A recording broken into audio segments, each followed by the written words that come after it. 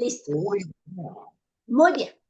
Entonces, como vieron, eh, el título de esta unidad era Identificando tu propio camino, ¿sí?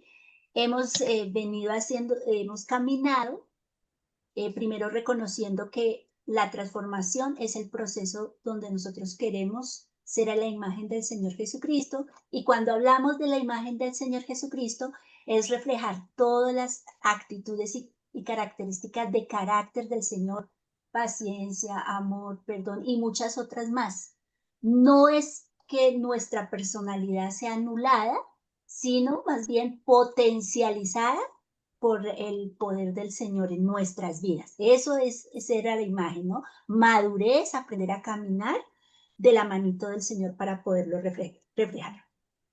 En la clase pasada, con Judicita, vieron un tema importantísimo y hicieron una exploración profunda de todas las áreas y de la manera como el pecado, esa puerta que abrió Adán cuando decidió ir en contra del Señor, cómo contaminó todo nuestro ser, ¿sí?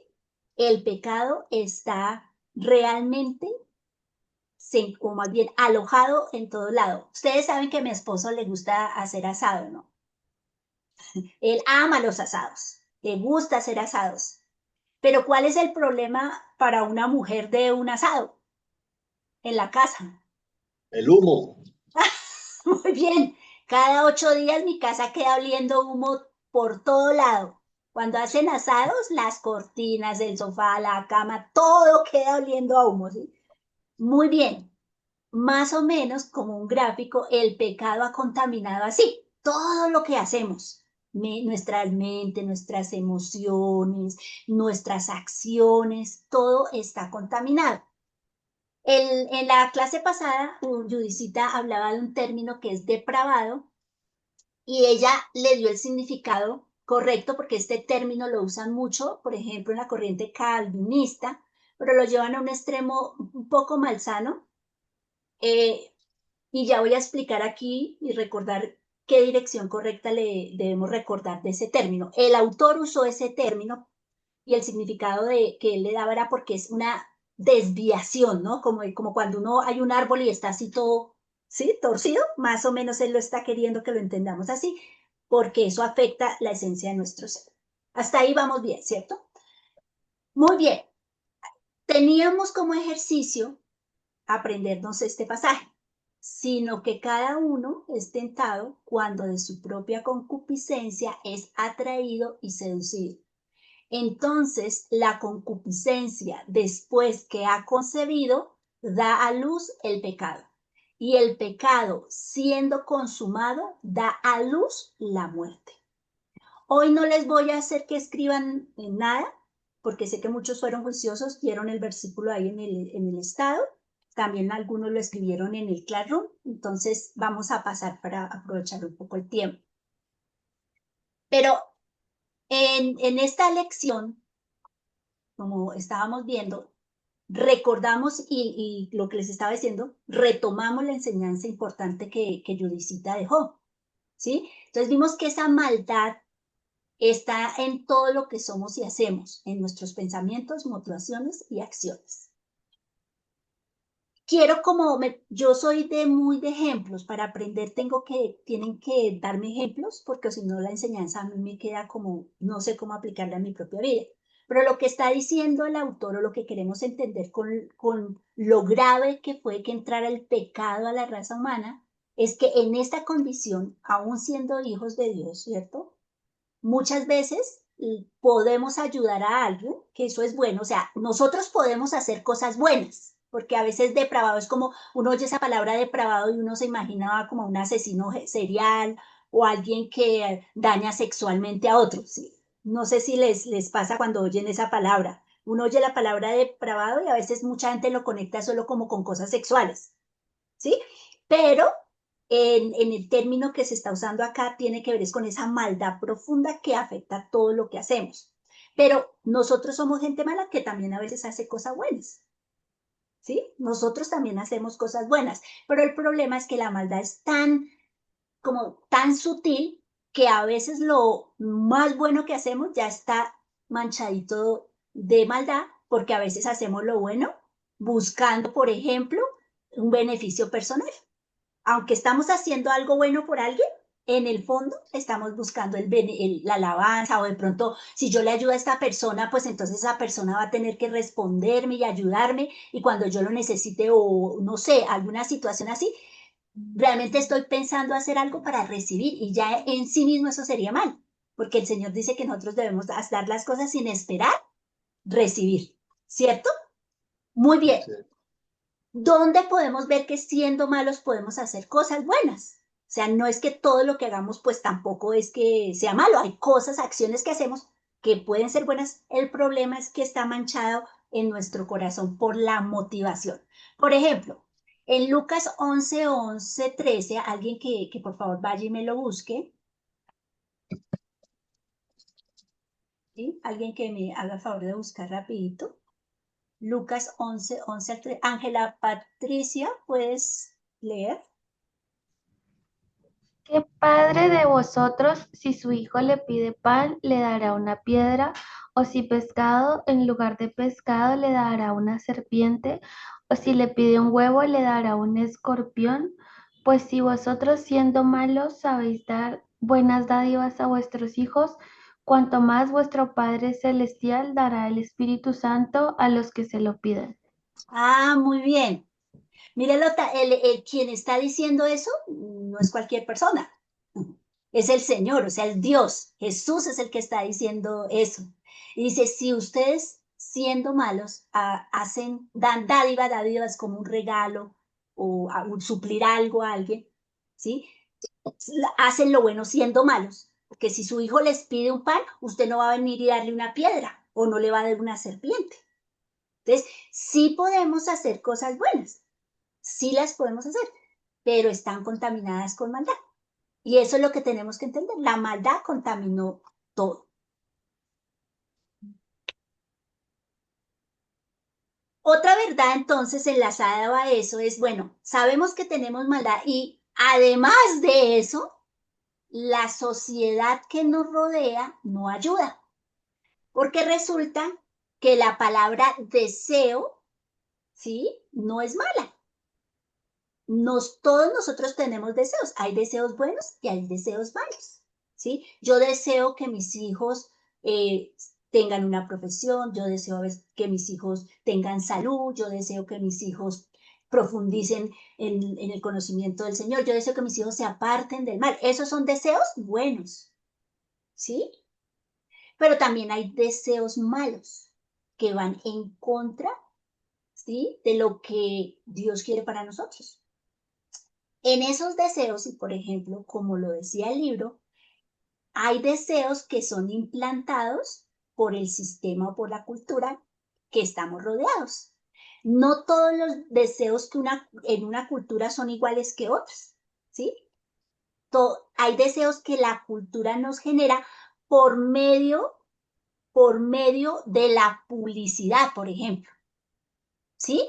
Ahorita las redes sociales y todo tienen nos afectan profundamente respecto a esos deseos, porque hay cosas, por ejemplo, yo puedo estar feliz comiendo huevito frito y arrocito, pero las redes sociales a veces nos dicen, no, es que usted tiene que ir a comer sushi cada 8 días, es una exageración, cada 8 días, o tiene que ir y comer caviar, digamos, y entonces usted ya como no puede ir a comer sushi cada 8 días o caviar, usted se siente mal. Entonces es un deseo que le han implantado. Acuérdense que en el ejemplo decía de la ropa. Entonces, no hay problema si usted se pone un jean como común y corriente y una blusa, porque usted está vestido, tiene su necesidad básica satisfecha, pero la cultura le dice, no, pero es que usted no puede tener cualquier blusa. Usted tiene que tener una blusa de marca, ¿sí? Yo no sé de marcas porque no soy de eso, usted muchas veces le he dicho, pero piensen en marcas finas y ustedes, tengo que tener esa blusa, esa chaqueta, ese zapato de cierta marca, porque si no, entonces yo ya no soy nada. ¿sí? Y usted, el mismo sistema cultural le genera todo eso. Entonces, por ejemplo, evalúesen los celulares. Uno muchas veces no necesita un celular muy fino. Uno necesita un celular donde a veces puede llamar, que tenga cámara, manejar el chat, y a veces uno no hace más con eso. Pero la publicidad y todo lo que hay en redes y lo que se mueve alrededor nos hace sentir que si no tenemos el celular de cierta marca, pues uno no puede sobrevivir sin eso. ¿Sí ven? Eso era lo que le estaba diciendo. Son anhelos que han sido manipulados de alguna manera eh, para eh, generarse en nosotros, y el problema es que entonces uno busca la manera de satisfacerlos. Entonces está la persona, digamos, en un caso extremo, no quiero conseguirme el celular iPhone, pero como no lo puedo comprar, entonces yo voy, no sé, de pronto hay gente que empeña, hay gente que busca el préstamo y no tiene cómo pagarlo porque no tiene un trabajo, pero dice, no, yo de alguna manera. Y eso es una estrategia para alcanzar, para llenar ese deseo que se generó. ¿Hasta ahí alguna pregunta? ¿O alguien que quiera dar otro ejemplo? Específicamente en este área de los deseos que son movidos por la cultura y por la publicidad y por la forma de ver el mundo hoy en día. O sea, les forma como una necesidad. Muy bien. Por ejemplo, tenemos el deseo o tenemos un deseo de una casa. Está bien, está bien. Pero entonces tiene que ser la casa, no sé, en la China. No, ya si nos lleva a un extremo, ya sería malo, pero muchas veces tenemos cosas que nos han metido en la cabeza que si no son así, yo estoy mal. Y ahí es donde hay un problema. Muy bien, Perdona, Marcelita, dime, interrumpo o agrego tranquila, alguito. dime. Imagínate que en lo que cuando uno estudia publicidad y cuando uno ve todo lo que es la parte de marketing, el Ujú, marketing y ya todo lo que lo educan así, ajá, especificando que creen la necesidad en las personas, ¿sí ves? O sea, ajá, hay que todo se desenvuelve sobre creen la necesidad y piensen que la persona piense que le vamos a resolver un problema con esto, ¿sí? Entonces el artículo, lo que sea, lo venden en pro de eso. Y también conozco el caso en donde no propio y de las personas que están, no soy de celulares mucho, pero tengo un chico muy joven que compró el celular porque tenía que ser iPhone y eso. Y ahorita me decía, lo estoy vendiendo. Y yo, dime una cosa, yo quiero saber, tú te morías por tener uno y era súper importante para ti y decías, yo lo tengo que comprar, yo lo tengo. Cuéntame. ¿Qué te hizo? ¿Si te hizo feliz como tú pensabas que iba a hacerlo? ¿Si fue mejor dicho y dijo no? Le dije, "Ah, ok, eso es importante que evalúes porque partamos de lo que tú nos estás enseñando y es real, ¿sí? muy No bien. es tanto el vacío que nosotros tenemos que pensamos llenarlo, ¿sí? Con objetos materiales y es lo que está vendiendo el mundo, ¿sí? Y lo que te digo, o sea, de lo que se basa el marketing. Muy bien. Entonces, no más, No, gracias. gracias. Muy puntual y muy bueno el ejemplo. Estaba pensando, por ejemplo, en los desechables. Nosotros hace muchos años no usábamos desechables. Era el platico, lavábamos el platico, la cuchara, el pocillo, ¿cierto? Y nos venden, no, el desechable y todo. Hoy en día decimos, mira cómo el mundo está contaminado, cómo hay islas en el mar de basura. ¿Sabían que hay islas en el mar de basura? Completamente de basura, porque es una necesidad, una cosa que nos generaron y pensamos que teníamos que hacerlo así. Entonces, no es algo, saciar un deseo de esa manera, como uno quiere, a veces es peligroso. El versículo de hoy tenía unos componentes muy interesantes. Resulta, y yo quiero que miren bien ese gráfico, se tomen un segundito y lo miren con cuidado, este gráfico que está ahí. Entonces, mire que está tentación o el deseo, el pecado como concepción, que es lo que se genera, y la muerte, que es el resultado, ¿sí? Lo que sale finalmente. En el análisis que ustedes muy probablemente hicieron en su estudio, se dieron cuenta que los deseos malos que hay dentro de nosotros, porque otra vez, alguno de ustedes la vez pasada me dijo, no sé si fue en esta clase o con alguien más, pero dejamos de echarle la culpa a Satanás de todo. Hay una corriente entre los creyentes, hay un artista que me está haciendo rayitas. Entre los grupos cristianos evangélicos, hay un grupo que le gusta echarle la culpa a Satanás. Todo es Satanás me hizo pecar, Satanás no sé qué, Satanás, ¿sí?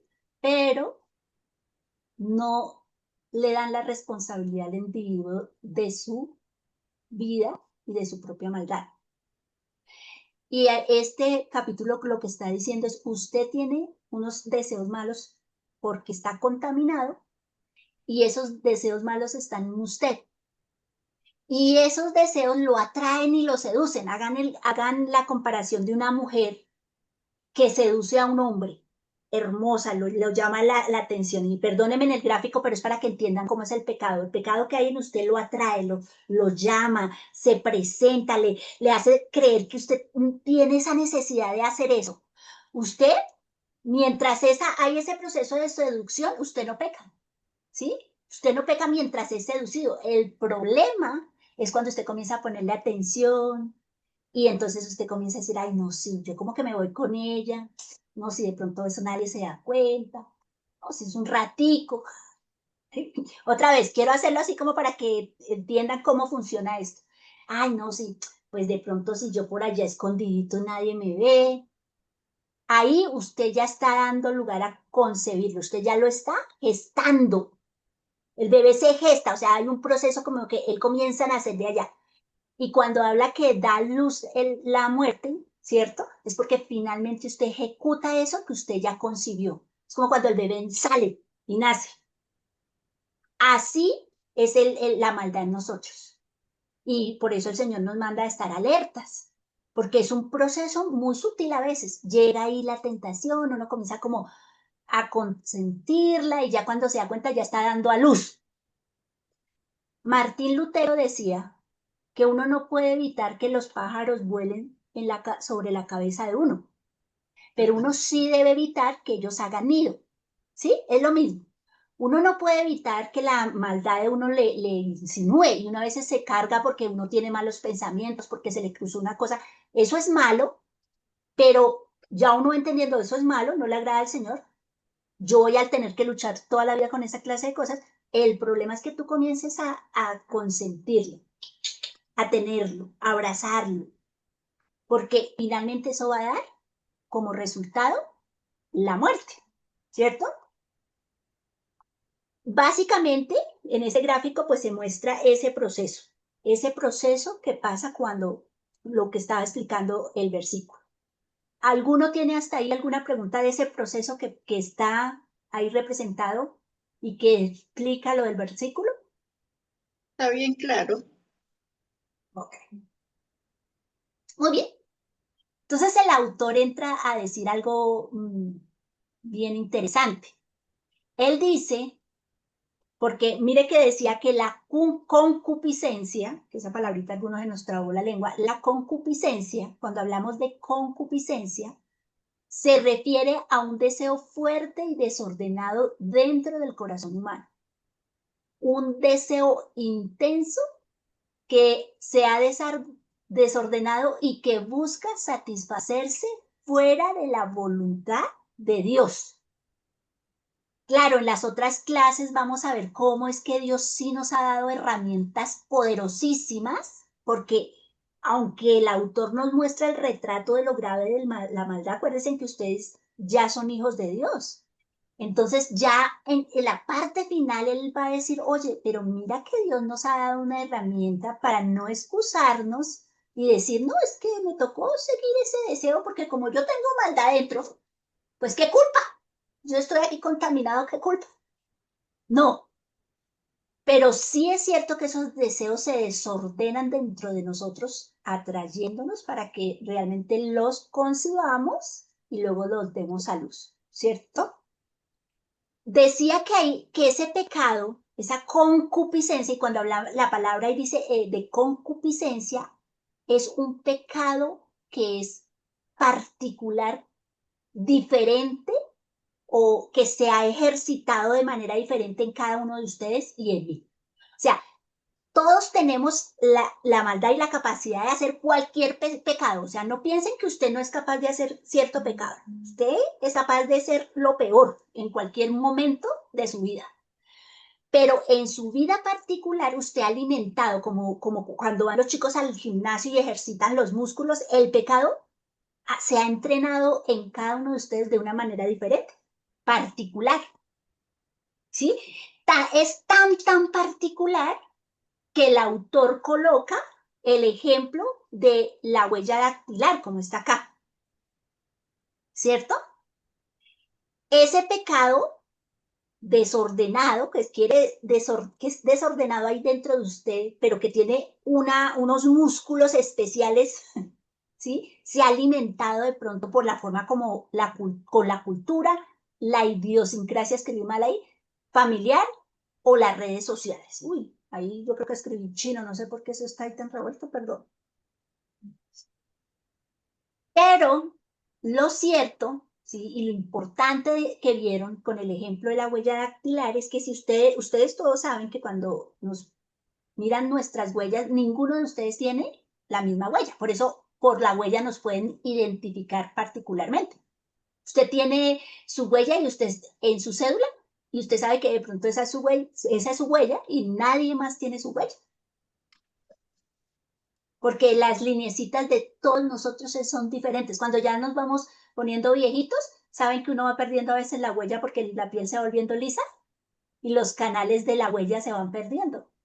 A veces uno va a poner el dedito en el banco en donde le pidan la huella y no lee, ¿sí? El lector de huellas porque se va perdiendo.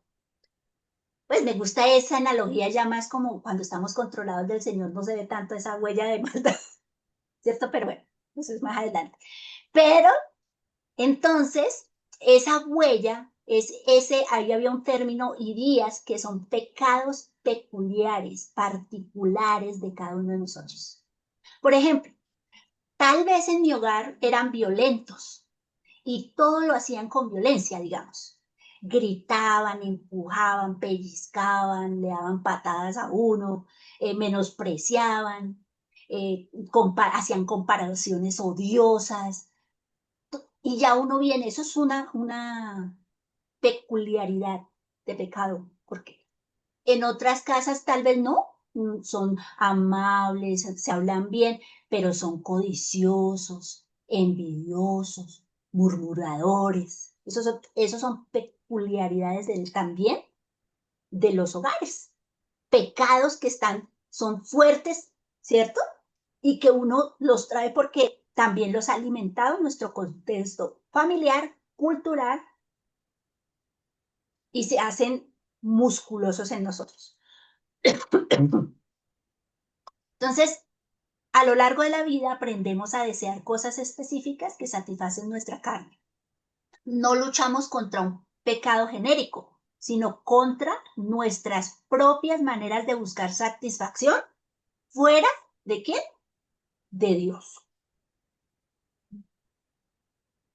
Resulta que en esa peculiaridad, idiosincrasia, de día sale la palabra idiosincrasia, una manera particular, única de cómo hacemos las cosas.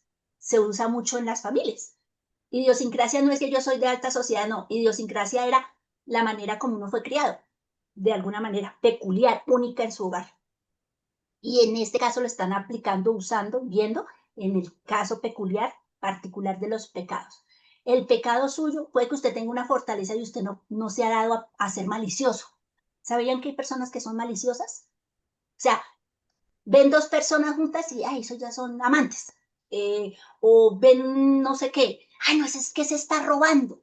Ah, no, es que se perdió no se encuentra la cartera en la casa. Eso fue Andrés que vino esta tarde y a lo mejor se la llevó. Eso porque eso no, aquí nunca se pierde nada, eso fue ese, tiene malas mañas, ¿sí? Esos son cosas que a uno le han enseñado malas. Hacer juicios apresurados, eso es ser malicioso. Otros son de mal hablar, les gusta hablar siempre de las personas. O sea, discúlpeme si uso así como ejemplos muy de la cultura, pero es para que me entiendan que todos tenemos pecados diferentes, ejercitados, ¿sí me hago entender? Ejercitados. Por eso el autor, muy lindo en su forma de querer explicarnos esa particularidad, pues él, ¿qué hizo? Él agrupó esas características en tres grupos, ¿cierto? De rebeldes. El rebelde declarado, el rebelde cooperativo y el rebelde pasivo, ¿cierto? Entonces, el rebelde declarado es esa persona que se ha entrenado y que su pecado le dice vaya en contra de todo lo que es autoridad, ¿sí? Si hay una autoridad, entonces si la autoridad dice blanco, él dice negro. Si la autoridad dice váyase por allí, él quiere irse por el otro lado y tras del hecho se enoja con la autoridad, ¿sí? Si la autoridad le llama la atención, entonces es la se me fue el término, habla mal de ella. Hace las cosas más extremas, ¿no? Él decía el vicio, hace todo lo que la persona de pronto en su familia odia. Que si a la familia no le gusta que entren con los pies, con zapatos, digamos, él entra con los zapatos y no solo con los zapatos, sino embarrados. Y pasa por el tapete y pisa el tapete y lo ensucia. Ese es un rebelde declarado. Entonces, pues es fácil saber quién es ese rebelde, porque de verdad se va contra todo. Sin embargo, acuérdense que hubo una cosa bonita que dicen de estas personas, cuando esas personas llegan a un punto donde Dios trata y les muestra que son rebeldes y ellos tienen de alguna manera más facultad para reconocer, sí, yo hago cosas, yo soy malo, ¿sí? Yo realmente, y lo reconocen. No así los otros dos grupos, ¿no? El rebelde cooperativo, ¿qué hace? Él dice, voy a obedecer si me parece bien. Ah, pues yo obedezco y le ayudo a mi mamá a arreglar la casa porque yo mañana le voy a pedir permiso para salir, entonces como que allano el terreno, ¿sí? Así mi mamá, pues ya como dice, la mantengo en remojito para sacar lo que yo quiero. Ahí hay un extremo, ¿no? Que él dice que a veces es legalista, entonces él se porta bien y hace todo bien y critica al que hace algo malo, pero realmente él está buscando su propia gloria. Y fácilmente lo pueden confundir con santidad. O sea, es bueno porque le conviene ser bueno, no porque tenga amor por el Señor, no porque entienda que hace lo bueno porque eso honra a su Señor, porque realmente él sabe que al hacer bueno realmente puede dar testimonio a otros. No, él lo hace porque eso le ayuda. Como el joven rico, que él dijo el ejemplo ahí en la lectura. El joven rico llega y se presenta y le dice el Señor, ¿cierto? Que si ha guardado todos los mandamientos. Y él le dice, todos. Yo todos los he guardado.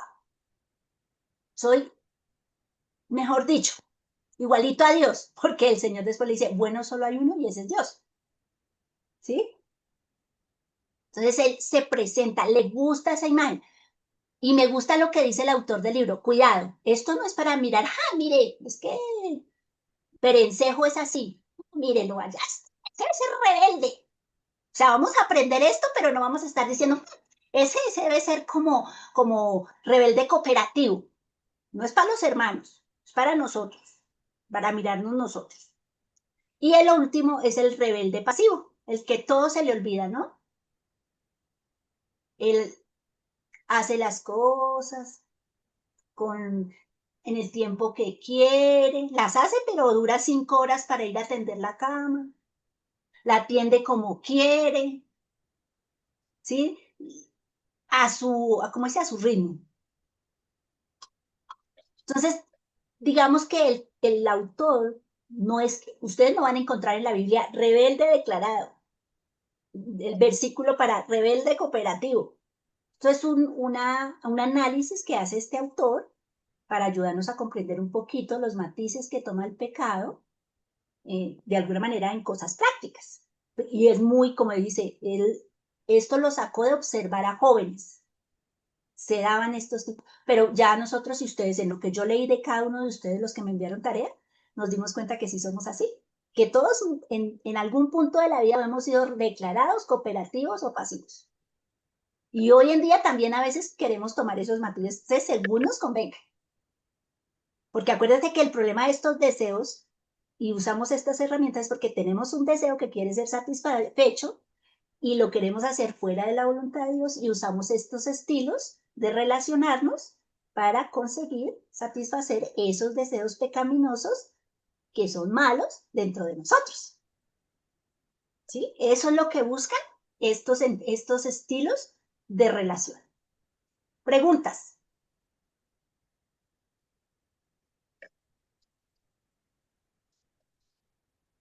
¿Ninguna? Pues ahí uno conocía cuáles, pues no todos, pero sí reconocía muchos y ni siquiera se había puesto a pensar, yo soy rebelde o tengo esto y no que hay, o sea, yo lo asimilé mucho cuando aprendimos los mandamientos, que quedamos ahí como, ay, como sí, así O sea, que yo, no sé, por primera vez nos pasa como, al menos ya nos mostraron como con la ley que es el espejo, al menos ya vimos, wow, si hay mugrecito aquí en nuestra cara, ¿no? Si hay mugrecito. Eso es lo que busca este proceso de enseñanza. Muy bien, sigamos adelante. Entonces tenemos esos rebeldes y hay un término acá y algo importante con que terminaba este pasaje, ¿cierto? Y dice, cuando alguno es tentado, no diga que es tentado de parte de Dios, porque Dios no puede ser tentado por el mal, ni él tienta a nadie. Para mí es muy triste que en nosotros está tan arraigado esa maldad que a veces desafortunadamente trasladamos eso a nuestro Señor. La verdad, si hay algo difícil para nosotros comprender, es que Dios no tiene maldad. Que cuando Él hace algo, Él no es como a veces las personas que hacen algo pero tienen una doble intención o son movidos por algo malo. No, nunca. O sea, imagínense, en el Señor nunca piensa nada malo de usted. Nunca Él está pensando nada malo de cada uno de ustedes. ¿Ustedes se imaginan eso? Siempre está pensando lo mejor de cada uno de nosotros. Siempre quiere lo mejor. El hecho que Él a veces utilice las circunstancias de nuestra vida y muchas veces las utiliza porque nos hemos descarriado y las usa, mira, es tan lindo, tan bueno, que aún nosotros, yendo en contra de Él, a veces, no, en la mayoría de los casos, usa esas circunstancias para enseñarnos. Por amor, por bondad. No lo hace como hacían los papás. Que ojalá le pase algo malo y verá que así aprende. Es que esa es la manera. No, Dios no es así. Dios no está esperando eso. Dios es bueno. Y yo quiero que todos, así no abran el micrófono para que no se oiga desorden, pero ahí hagamos el ejercicio. Los que tienen el micrófono abierto está bien. Los que lo tienen cerrado lo pueden tener cerrado, pero ahí donde estén vamos a repetir el versículo. Cuando alguno es tentado, no diga que es tentado de parte de Dios, porque Dios no puede ser tentado por el mal, ni él tienta a nadie. ¿Sí? No podemos decir que Dios nos tienta a hacer el mal, porque Él ni tiene maldad, ni nos va a animar a hacer lo malo. ¿Sí? Si usted hace lo malo es porque usted lo decidió, no porque Dios le esté diciendo o esté animando. hacerlo malo, sino porque realmente tú lo has decidido. Entonces, importantísimo eso de la concupiscencia. Realmente esta clase lo que dice, usted tiene un pecado específico, ejercitado, único. Y el único que le puede decir de qué manera usted o cuál es la manera particular de su pecado es el Espíritu Santo, que ya en el otro es parte de las herramientas. Pero al menos comencemos a orar y a pedirle, Señor, ¿cuál es ese pecado específico en el que yo tengo que trabajar? Muéstrame, ayúdame a verlo, a identificarlo, para poder realmente entregarlo en las manos del Señor y permitir que Él comience esa transformación de adentro hacia afuera, no de afuerita, sino de adentro hacia afuera. Quería, al finalizar la clase, les voy a mandar un ejemplo que a algunos que les hice la anotación y las observaciones les mandé como unas pauticas, una forma de cómo aplicar lo que uno aprende, preguntas que uno se puede hacer cuando uno quiere aplicar el conocimiento que uno adquiere. No es que lo tienen que hacer así, sino como para que miren cómo es que uno aplica. Muchos de ustedes vi que se esforzaron en tratar de hacer esa aplicación y me encantó. Ya no hablamos de nosotros y generalizamos, sino en mi vida y yo estoy viendo y yo hago esto. Eso es realmente traer lo que uno aprende a la propia vida y eso es lo que queremos. Y muy bonito a los que les califiqué, a los que vi, lo hicieron. Entonces, muchas gracias por esforzarse, por colocar esa intencionalidad en sus tareas, porque sé que no solo quieren leer y pasar, sino que la verdad les impacta. En cuanto a mí, pues no sé, eso es lo que tenía hoy para ustedes. No sé si tienen alguna pregunta para hacerme o hay algo que quiere que aclare. Estoy para ustedes. Unos 2 minuticos. Ángel, Patricia. Digamos que en la frase que pusiste ahorita último de que Dios no tienta a nadie, no sé si se refiere igual de cuando te dicen, cuando pasa, digamos, una situación mala y te dicen, es que Dios te está poniendo a prueba, ten paciencia, pórtate bien. Y es eso que te dicen, esto es una prueba de Dios. ¿Es lo mismo de tentación? No, en los originales de la Biblia, la tentación y la palabra, aunque parece la misma palabra usada en el contexto, tiene significados diferentes. Cuando se usa la prueba, por ejemplo, como en Santiago dice que gozaos y alegraos cuando os halléis en diversas pruebas, sabiendo que la prueba de vuestra fe produce paciencia, ¿cierto? Hasta que haga su obra completa, que es la paciencia. Entonces, y os halléis perfectos y cabales sin que os falte cosa alguna. Ahí me equivoqué un poquito, pero ahí en ese texto está la palabra prueba. Y es en ese sentido, es el fin de esa situación, es que realmente Dios te va a ejercitar para algo positivo.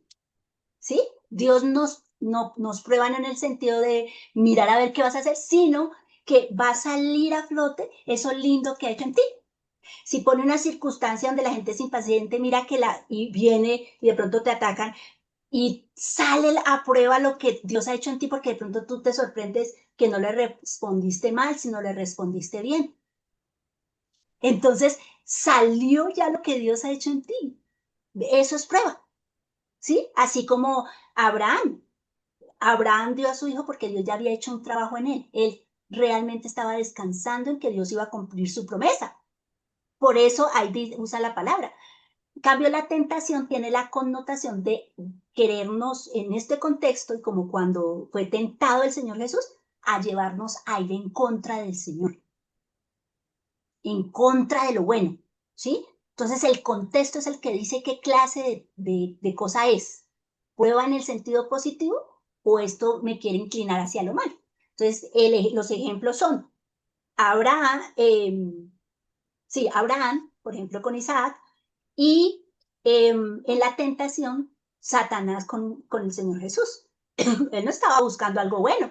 Él quería que el Señor fuera en contra de su padre, que se saliera de la voluntad del Padre, que buscara la propia gloria de él como hijo y como Dios, mostrando, haciendo cosas, pero fuera del plan y la voluntad trazada desde el Antiguo Testamento.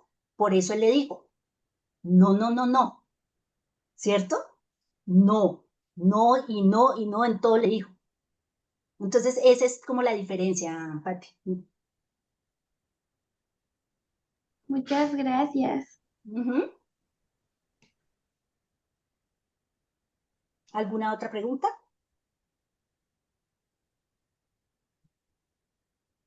Bueno, y si no, entonces muchas gracias por su participación. Si alguno no ha enviado su tareita, la envía, yo la reviso, le hago la correspondiente retroalimentación. Y bueno, nos veremos entonces el próximo jueves en la clase. Y juiciosos con sus tareas, como hasta ahora. Que el Señor me les Muchas bendiga. gracias, Marcelita. Muchas gracias. No, con Gracias, gusto. Marcelita. Muchísimas Gracias, Señor les gracias. bendiga. Feliz noche Que para todos. descansen Buenas para noches. todos. Bendiciones. Chao, Marcelita, bendiciones. Gracias. Chao, mis hermanitos, que el Señor me les bendiga. Chao, Marcelita, descansa, muchas gracias. Gracias.